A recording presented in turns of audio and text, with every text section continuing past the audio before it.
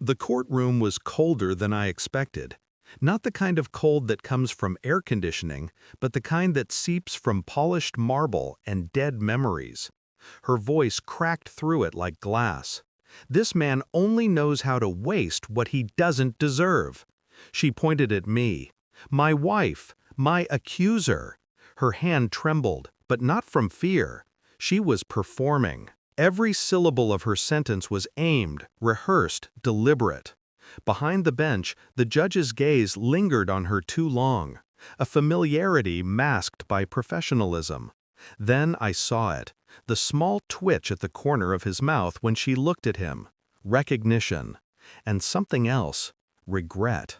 Her lawyer smirked, the kind of man who smiled only when he thought the game was already over. The game was not. The inheritance. That's what this was about. My grandfather's money, the house, the company shares. She wanted it all. And the judge, her old lover, though she didn't know I knew, was going to make sure she got it. Until I spoke. 2 words, that's all it took. 2 words that made the judge's face lose all color. 2 words that made her eyes widen, the mask slipping for the first time. But before that moment, before the silence that followed, there was the beginning. And beginnings always rot quietly. It started 3 months ago. A missed call. Her phone buzzing against the nightstand at 2:14 a.m. She said it was a wrong number. I said nothing. Silence has a weight, and mine pressed between us until she rolled away, her back a wall of lies. That's when I noticed she started locking her phone, started going on evening walks again. Grief makes people strange. My grandfather's death had left me hollow, easy to overlook. She thought my silence meant I wasn't watching. But silence is observation. Silence is preparation. The morning after the will was read, she began planting the idea of separation, carefully, like a gardener placing seeds. "You've changed," she said. "You're distant." Yes, I was, because distance was the only way to see clearly. Her lawyer's number appeared in her call history before she ever mentioned his name. I noted the dates, the frequency, the sudden professionalism of her tone when she spoke of financial fairness. And then, one night, I heard her on the balcony, whispering, laughing. A man's voice answered, low, familiar. The kind of voice that had once sworn justice to the law. The judge. I stayed inside, still as a photograph.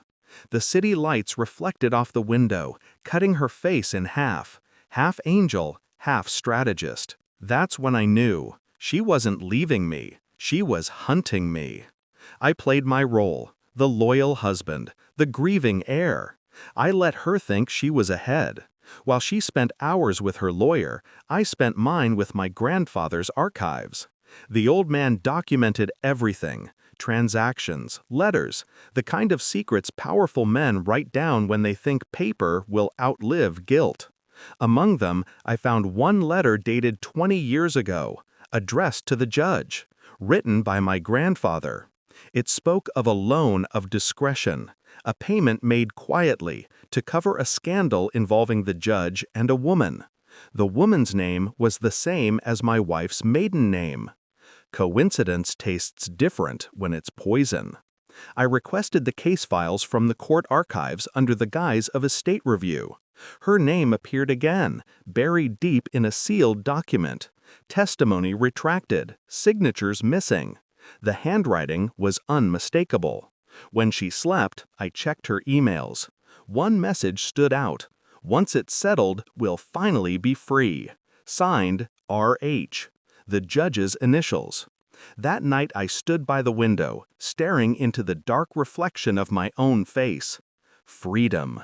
It always costs someone. I didn't confront her, not yet. You don't interrupt a performance before the final act. You wait until the applause dies.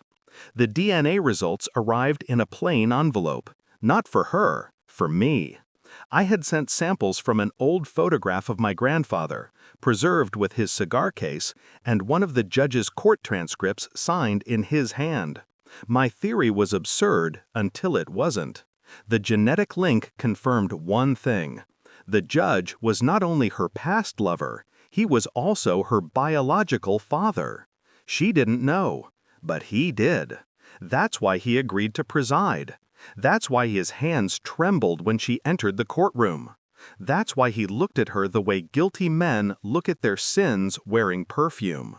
When I showed her the report, she laughed until she saw his name. The laughter collapsed into silence. Her skin drained of color. Her voice broke. "This can't be real!" I didn't reply. I just slid the paper across the table. The words, genetic relation, confirmed, did all the speaking for me. She looked at me like I was the one who'd done something monstrous. Maybe I had. But monsters, at least, don't lie about love. And now, here we were, the courtroom. Her voice sharp, his composure brittle. Her lawyer smiling, unaware he was standing in a grave. This man only knows how to waste what he doesn't deserve. The judge nodded. His throat twitched. He thought the past was buried. He was wrong. I stood, slow and calm, my pulse steady. Then I said the two words I'd saved for this moment. Paternity test. The room froze. Her lawyer blinked. The judge's gavel wavered in his hand. She turned toward him, confusion spreading like ink. What is he talking about? The judge couldn't speak. He just stared at her, eyes wide, hollow, filled with every unspoken truth that had kept him alive in silence. The spectators murmured. The lawyer stepped back, and she, my wife, realized the man she'd used to destroy me had once used her in ways far worse. That was enough. I didn't gloat, didn't smile. I simply gathered my papers, nodded to the court clerk, and walked out. Behind me, the sound of her scream broke like glass on marble. Outside, the air was different, colder, cleaner. I could finally breathe. Money never mattered. Power never mattered. What mattered was truth, and truth had a way of cutting through rot like a scalpel. I didn't look back. The courthouse loomed behind me, its windows reflecting nothing but gray sky. Inside, they would both drown in what they'd built together: deceit, ambition, shame. My grandfather once told me, "Wealth reveals character faster than poverty." He was right. I lost a wife today, but I found silence again. And silence, when earned, feels like justice. I reached the car, opened the door, and let the world close behind me. Somewhere inside, she was still screaming. And I was finally done listening.